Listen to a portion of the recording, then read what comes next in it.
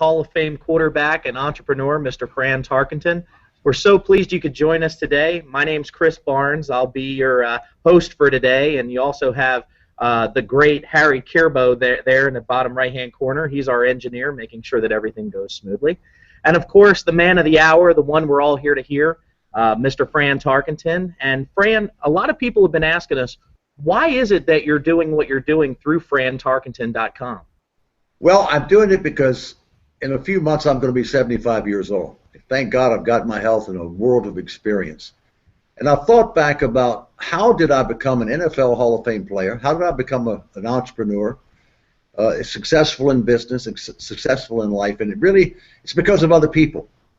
I ask a lot of questions. Everything that I know, everything that I learned came from what I read, what I heard, or what I saw. And in football, the old quarterbacks, the Sid Luckmans, the John Unitas, the Otto Grahams, they were my mentors. And then as I played, Roger Staubach and on down the line were people that I ask a lot of questions of. And in business, Sam Walton, the founder of Walmart, Bernie Marcus, the founder of Home Depot, they were my counselors. They were the people that I shared with. And now we have technology like the Google Hangout, and I can interact with each one of you people out there and share with you my thinking, what I'm reading, and hopefully help you be smarter, have more knowledge to do the things that make sense to you. The one thing I will not do, I'm not going to try to influence how you think. I'm not converting you to anything. I want to share with you.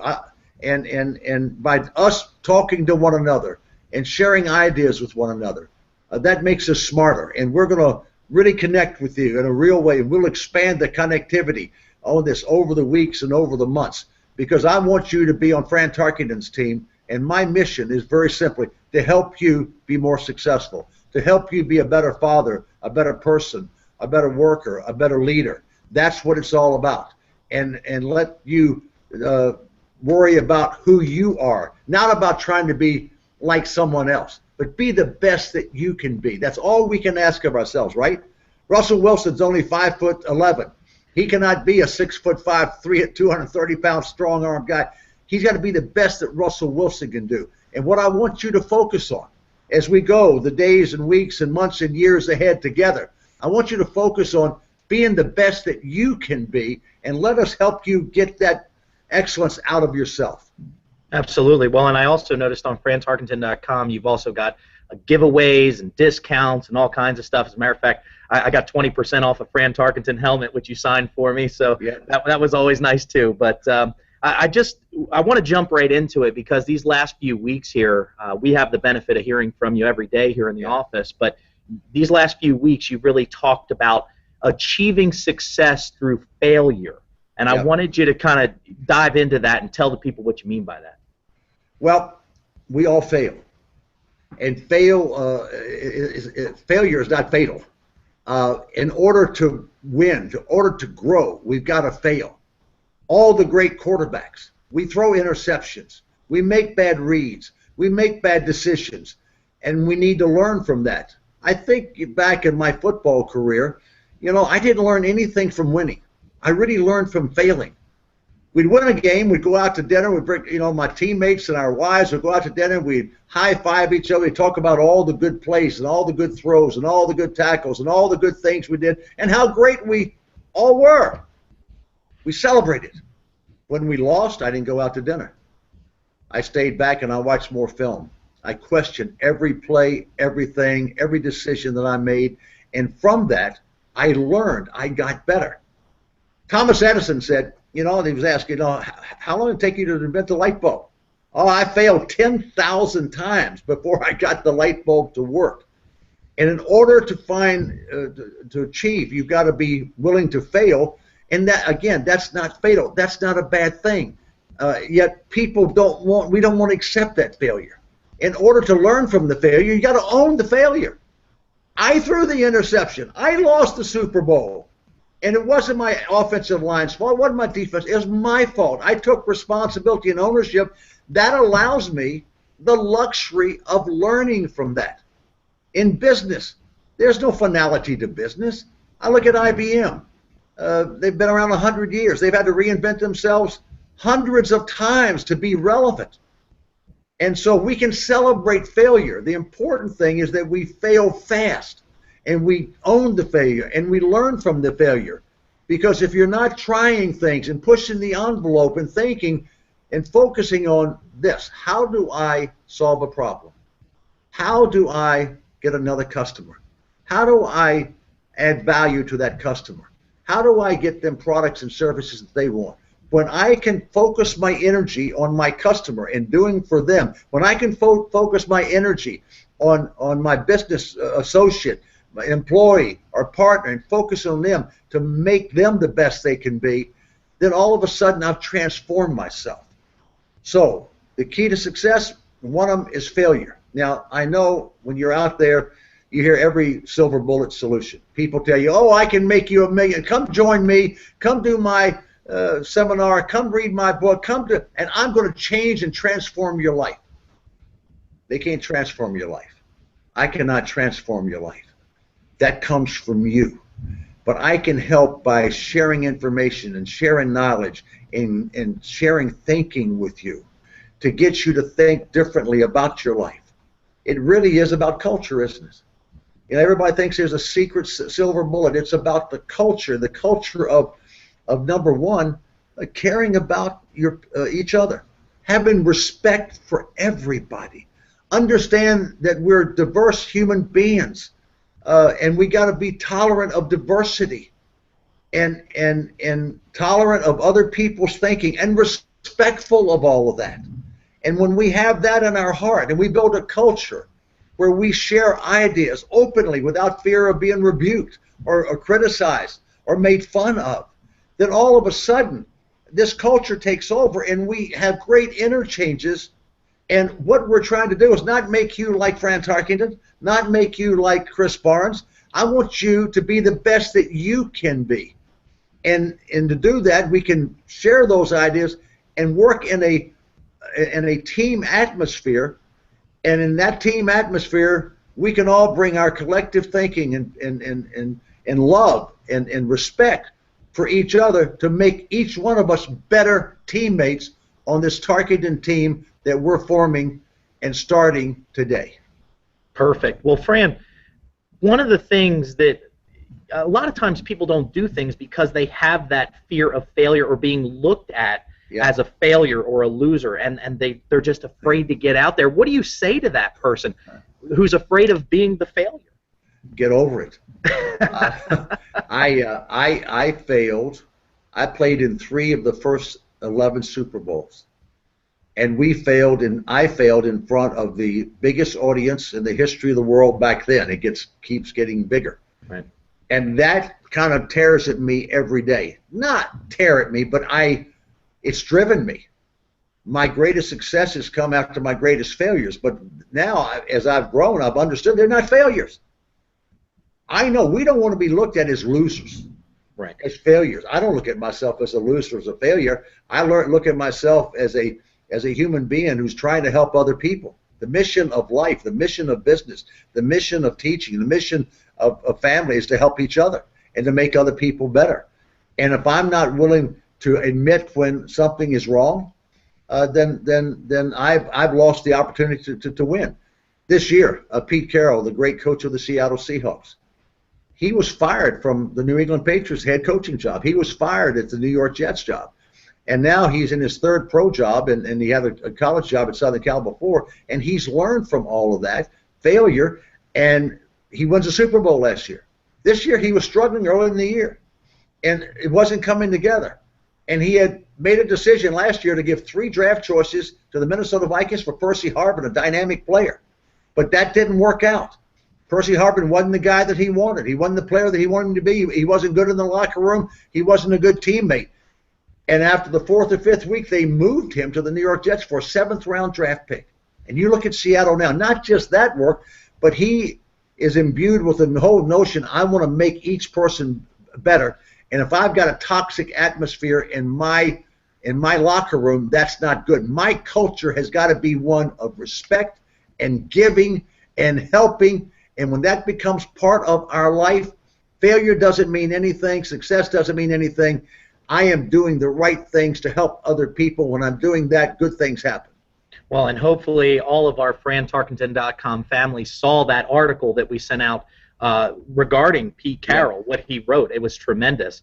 And Fran, it's a perfect segue into the NFL playoffs, because a lot of people ask you, as a Hall of Fame quarterback, somebody who played for 18 years, what do you see this year? Who are kind of the key, the big time teams, the players that we should be looking at to be in the Super Bowl this year? Well, I think coaches make a big difference, and leaders make a big difference. You out there are you're head of your family, head of your business, or working in business, and you want to be a more effective leader. And I think your best coaches win. Bill Belichick and Pete Carroll are two of the very best. It's an interesting year. A lot of surprises. Teams have played at very different levels. Early in the year, the New England Patriots got beat 41-0 by Kansas City, and everybody thought Tom Brady was done, and it was all over. They're playing great. Aaron Rodgers was off to a slow start, and he got to be playing great. Seattle was really struggling. This wasn't the Seattle team. Even Dallas came into Seattle and beat them. But you look at them now, I think Russell Wilson is playing as good a quarterback as there is in football, and he's a different quarterback. He's kind of like I played. He's 5'11". He runs, uses his legs, pick up first downs, and gains yards, and then throws off the run. But this team has come together. It's physical. The defense just shuts you down, just like they did last year. I think right now the three clear favorites are the Dallas Cowboys, not in any particular. I think the Dallas Cowboys are just unbelievable. Romo is just playing great. Des Bryant's playing great. DeMarco Murray running the ball. Their offensive line may be the best offensive line in football. They beat Seattle up in Seattle. I think the Dallas Cowboys are a team to beat. I think the Seattle Seahawks are just as good as they were last year and getting better, and they're peaking at the right time, and they got the right culture in their team and the right culture in their organization. Look at Marshawn Lynch and how he's running and plays hurt, plays sick, and just runs over, under, and through people. They play with great passion, and they've got great skill. New England. Bill Belichick's a genius. What a coach he is.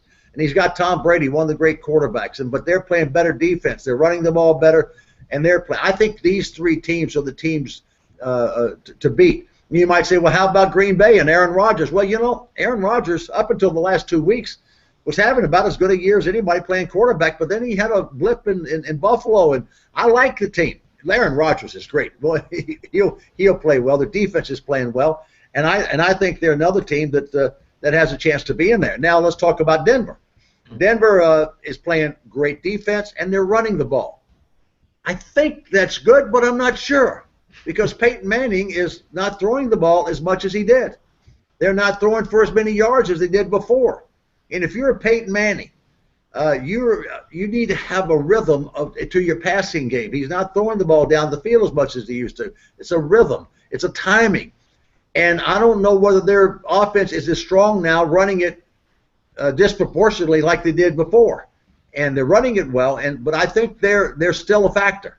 But if they have to go on the road and play in New England for the AFC Championship, I would pick New England in that. Now, these are the teams that I think these five are the teams that have the best chance to win. I think there are many teams in there that are just very flawed. Either Atlanta or Carolina, they're flawed teams. I mean, they're going to get in at 7-9 record. Arizona was really on a roll. They got in early. They're going to be in as a wild card, and they clinched that a couple of weeks ago. But they're on their third quarterback. You cannot go into the playoffs and win with your third quarterback, and they got other injuries on defense. So they're problematic. I think all the teams, the Baltimores, the Pittsburghs, the Cincinnatis, whichever one comes out of that group, I think they all have some flaws. I don't think they've got the stuff the people to go all the way. I think it's going to be an interesting playoff. Most of the places are pretty well decided. We've got a wild card, I think, there that we're not quite sure of, which is probably San Diego or Baltimore in that wild card thing. But I don't think any of the wild cards are going to be contenders.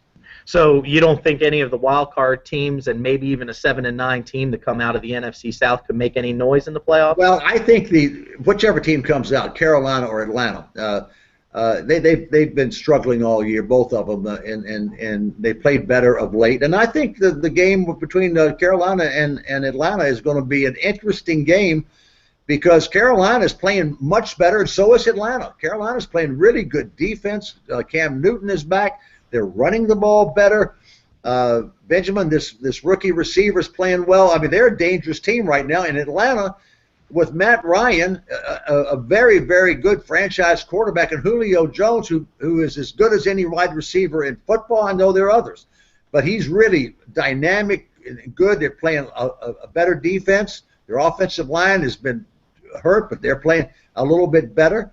And I think that game is kind of a toss-up, and whoever wins that game is going to play Arizona, Chris, and the first game of the playoffs. I think that team will win, but then they're probably going to, the second week, have to play Seattle and Seattle, right. And I don't think Carolina or Atlanta, either one, has a chance there. Gotcha. Well, we like to open these things up to folks to submit questions and kind of get your insight and interact with you. That's part of the benefit. We're coming up against it, so I wanted to kind of pull the best question, I think, here. We got John here. He asks, you always talk about failure and the positive effects that it's had on you. In your opinion, what has been your biggest failure, and what were some of the lessons that you actually took from it? Well, as I said, the 3 Super Bowls are in front of more people. But I think that, and I don't look at a failure of a business that maybe stopped being a business after 5 years or 3 years or 6 years or 10 years as failures. I think that things move on, and I don't look at them as a defeat. So I don't even look at the Super Bowl as failures. The Super Bowl was learning experiences for me to be able to grow from. And in business, most of the things you try in business are not going to work. And you may start businesses that just don't work out, and you may start 1, 2, 3, 4, or 5 that didn't work out. But if you embrace that and look at why it didn't work out, you will be a step further to making the next one work for you. As we talked about Pete Carroll, fired by the New York Jets, fired by the New England Patriots because he couldn't get them to win. He transformed himself. He learned what he did well and what he did not so well and what caused this to happen, and he got better. The important thing for all of you, we've all got to get better. We got to reinvent ourselves every day. I read, I talk, I listen, I ask questions, trying to build myself up so I can be better, that I can be smarter today. Because if we're not looking forward and we're not trying to get smarter and better, then we're going to lose the race because the world's going to go right by us. And it just depends on technology. We're delivering messages on technology. I've got a product or service that nobody else has. None of us have that product. I don't care what technology you have. Someone copies it. Someone makes it better. So it's all the time evolving. Here's the one constant of success in life, in leadership, being a teacher, or being a business person. The mission of life, the mission of business is to help people. And what does that really mean? That means we're transparent. That means we're tolerant. That means we're not trying to sell anybody or twist their arm to think like we do. That we want to help that person be the best person they could be, to help them have the best business they could have, and to help them solve problems. That's a sustainable mission of life and business. And you say, oh, no, the mission of business is to make money, to get rich. No, that's a recipe for disaster. Because if that's your mission, you'll compromise your principles. And we see that in Wall Street every day where that is the goal. Let's go and get rich and make money and get wealthy and so forth. And as we share ideas down the road, it'll be the same theme. That's not the mission. The mission is to help people. The mission is to be tolerant. And when that happens, great things happen, and we become better people. And what I want you to be is the best you can be. Do I want you to be like Fran Tarkenton? No. I want you to be the best you can be. Not Mary Jo or Billy Bob, but you. And when that's the culture that we're going to have in our team here at frantarkenton.com, then that's what we'll do, and we'll build this family and we'll build this team. And my goal is to help you rethink everything that you're doing, to be better at everything you're doing, and I'm going to continue to interact with you in every way possible to make this team work for you. And we thank you so much for joining us. That's terrific. And Fran, any closing thoughts? We're coming up at the end of the year. Well, I'd like to say Merry Christmas, Happy Kwanzaa, Happy Hanukkah to everybody, whatever your faith is.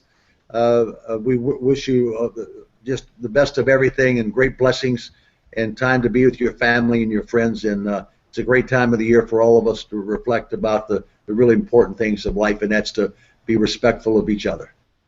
Thank you so much, Fran. And for you folks who are joining us that haven't already signed up on FranTarkenton.com, be sure to visit us there, enroll today, and this way we can stay connected. But thank you for joining us, and we look forward to seeing you in the new year for our very next Google Hangout with Mr. Fran Tarkenton. Thanks again.